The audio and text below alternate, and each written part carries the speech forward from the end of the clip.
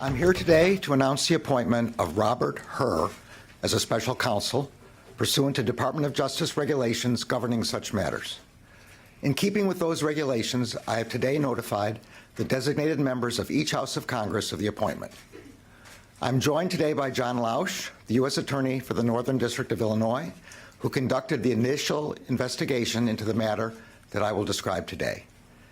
On the evening of November 4th, 2022, the National Archives Office of Inspector General contacted a prosecutor at the Department of Justice.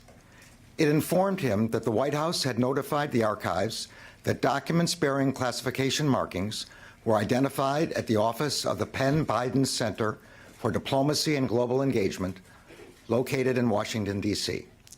That office was not authorized for storage of classified documents. The prosecutor was also advised that those documents had been secured in an archives facility.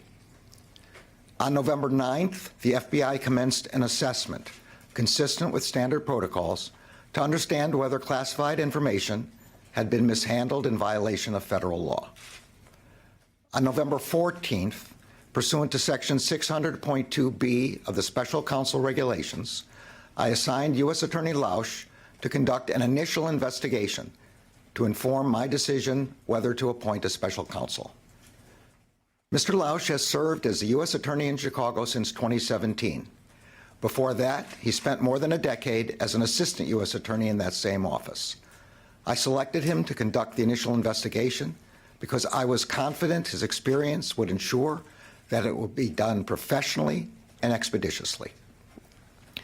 On December 20th, President Biden's personal counsel informed Mr. Lausch that additional documents bearing classification markings were identified in the garage of the president's private residence in Wilmington, Delaware. President Biden's counsel informed Mr. Lausch that those documents were among other records from the period of the president's service as vice president. The FBI went to the location and secured those documents. On January 5th, 2023, Mr. Lausch briefed me on the results of his initial investigation and advised me that further investigation by a special counsel was warranted. Based on Mr. Lausch's initial investigation, I concluded that, under the special counsel regulations, it was in the public interest to appoint a special counsel. In the days since, while Mr. Lausch continued the investigation, the department identified Mr. Hur for appointment as special counsel. This morning, President Biden's personal counsel called Mr. Lausch and stated that an additional document bearing classification markings was identified at the president's personal residence in Wilmington, Delaware. When I first contacted Mr. Lausch about this matter, he said he could lead the initial investigation, but would be unable to accept any longer-term assignment because he would be leaving the department in early 2023 for the private sector. U.S. Attorney Lausch and his team of prosecutors and agents have conducted this initial investigation with professionalism and speed. I am grateful to them. Earlier today, I signed an order appointing Robert Hur as special counsel for the matter I've just described. The document authorizes him to investigate whether any person or entity violated the law in connection with this matter. The special counsel will not be subject to the day-to-day supervision of any official of the department, but he must comply with the regulations, procedures, and policies of the department. Mr. Hur has a long and distinguished career as a prosecutor. In 2003, he joined the department's criminal division, where he worked on counterterrorism, corporate fraud, and appellate matters. From 2007 until 2014, Mr. Hur served as an assistant U.S. attorney for the District of Maryland, where he prosecuted matters ranging from violent crime to financial fraud. In 2017, Mr. Hur rejoined the department as the Principal Associate Deputy Attorney General. In 2018, he was nominated and confirmed to serve as a U.S. Attorney for the District of Maryland.